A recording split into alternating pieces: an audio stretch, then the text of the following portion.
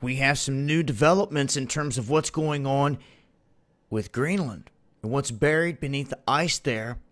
It's some of history's mysteries, and this is interesting information. Because before we were ever told that there was impact craters on Greenland here within the past year or so, there was the theory that somewhere along the lines, something happened around 11,500 to 12,500 years ago. A massive cataclysmic event that did a lot of things. One was caused a great deluge. And a part of that, there are mysterious markings in the Americas. I believe in the Carolinas and in other states, these massive circular shapes that have no rock in them. They look like impact craters. They're almost perfectly circular, but there's no rock in them. And it was suggested that one thing that could do that is a huge chunk of ice, but they could never explain how or why that would happen. Well, now, within the past year or so, they've come out and stated that there's two huge craters under the ice that they've discovered in Greenland, impact craters, which go along with the theory that others have talked about, where they believe a meteorite or something came in and slammed into an ice shelf that was above North America in Greenland and shattered it. Maybe multiple things came down and started a meltdown. And in turn, these massive chunks of ice were ejected. They landed in areas like the Carolinas and others, leaving those marks.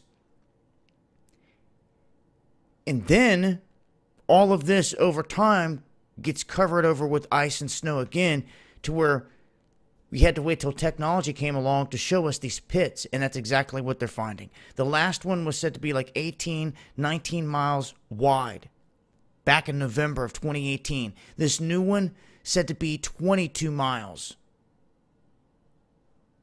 When looking at the ice shelf, right here is the one location, and here is the other right there.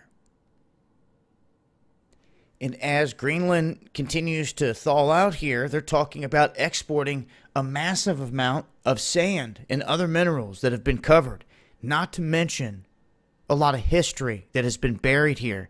And who knows what's going to be uncovered when certain areas up here thaw out.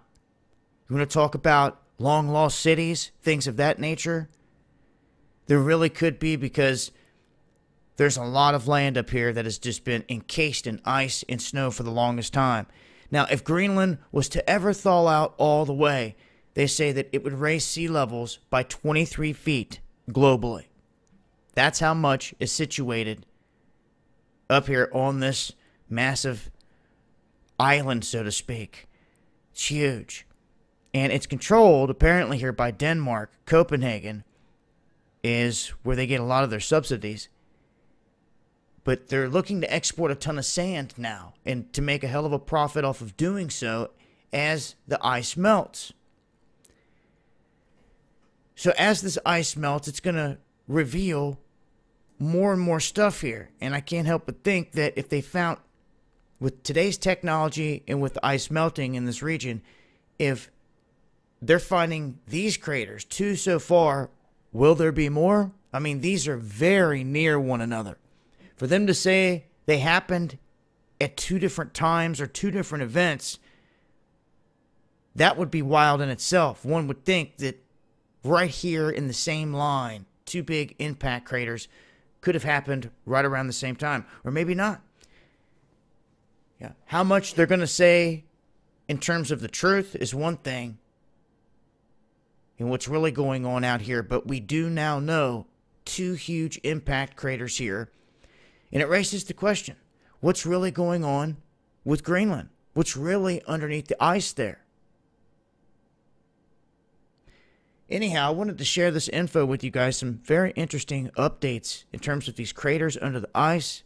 It helps fill the void of a lot of things, because when you go back to all these different theories that say, okay, we can agree that around 12,000 years ago, there was some kind of big event, this fits right there.